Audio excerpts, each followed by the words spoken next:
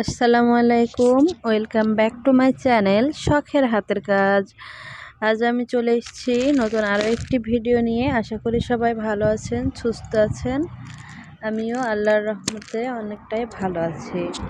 তো আজকের ভিডিওটা আসলে আমাদের কোনো কাজের না।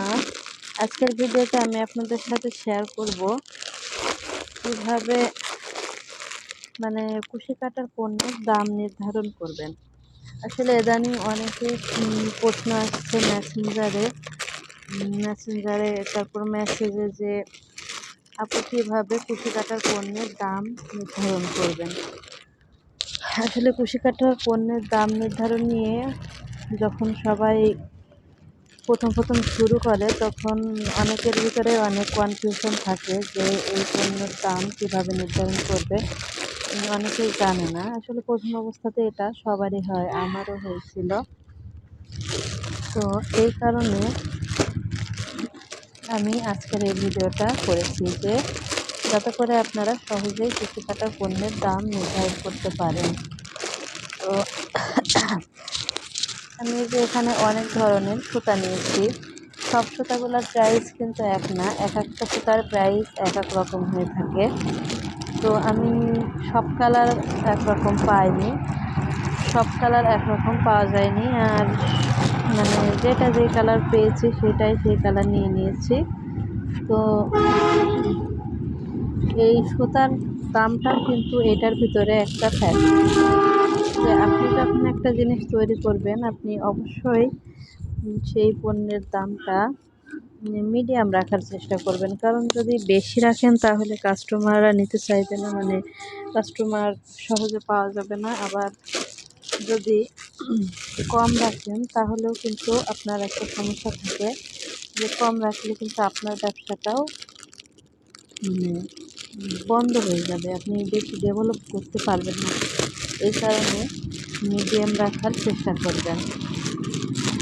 আমিও আমার প্রত্যেকটা পণ্যের দাম কিন্তু মিডিয়াম রাখার চেষ্টা করি। এই জন্য কিন্তু আমাদের অর্ডার ভালো হয় আর কি। আর এই দাম নির্ধারণ করার জন্য কিন্তু আপনাদের অনেক কিছুই বিবেচনা করতে হবে।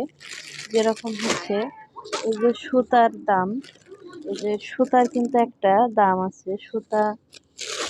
সুতার দাম, তারপরে আপনার মজুরি, কারেন্ট বিল, আপনার যাতায়াত ভাড়া, আপনার কতটুকু শ্রম আছে, এইসব খরচটা আপনি যা খরচ হচ্ছে খরচটা প্রথমে বাদ দিয়ে নেবেন। তারপর খরচের থেকে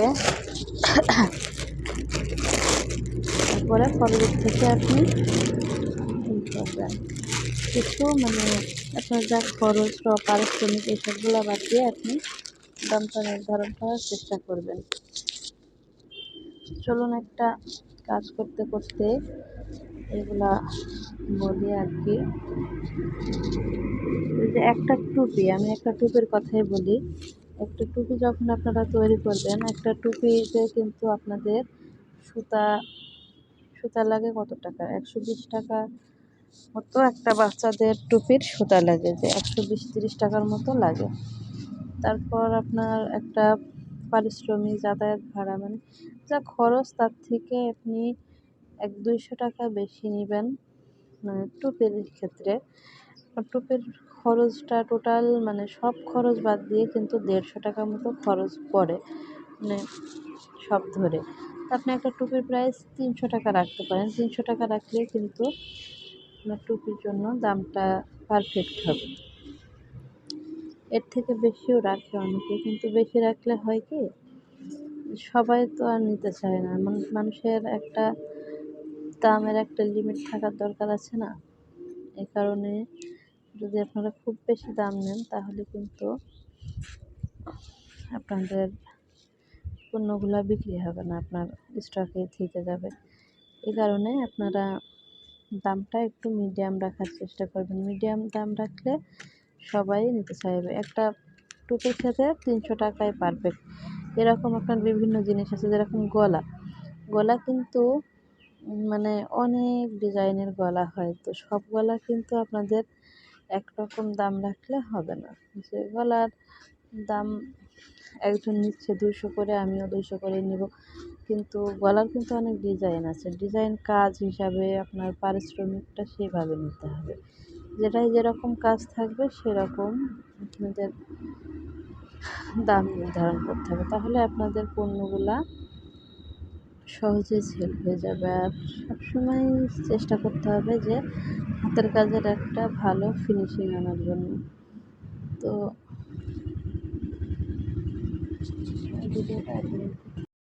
আপনার হাতের কাজের যদি ভালো ফিনিশিং না আসে, তাহলে কিন্তু আপনার প্রোডাক্টের দাম যতই কম রাখুন, আপনার প্রোডাক্টটা কিন্তু সেল হবে না। কারণ একজন নিলেই কিন্তু আপনার আর 5 জন দেখলে বুঝতে পারবে যে প্রোডাক্টটা ভালো না, জিনিসটা ভালো হয়নি, আর কেউ নিতে চাইবে না। কিন্তু আপনার যদি প্রোডাক্টটা সুন্দর হয়, হাতের কাজের ফিনিশিংটা যদি ভালো হয়, তাহলে কিন্তু আপনি যদি 2-5 টাকা বেশিও রাখেন, তারপরেও কিন্তু আপনার প্রোডাক্টটা সেল হয়ে যাবে, আপনার প্রোডাক্টটা বিক্রি হয়ে যাবে। এই কারণে আপনাদের কিন্তু আগে আপনি যেই কাজই করুন, আপনি কিন্তু আগে ফিনিশিংটা ভালো আনতে হবে, কাজটা ভালোভাবে শিখে নিতে হবে।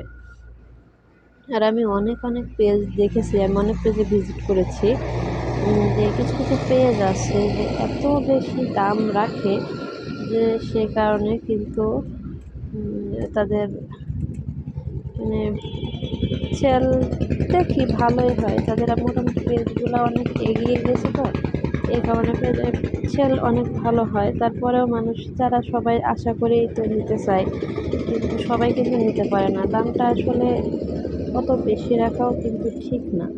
অত বেশি দাম রাখলে সবাই তো নিতে পারবে না। সবার কথা বিবেচনা করে আপনার মধ্যম পন্থায় দামটা রাখার চেষ্টা করতে হবে। কারণ অত বেশি লাভ রেখেও কিন্তু আমাদের নিলে সেটা নিজের কাছেও কিন্তু বৈধ হবে না।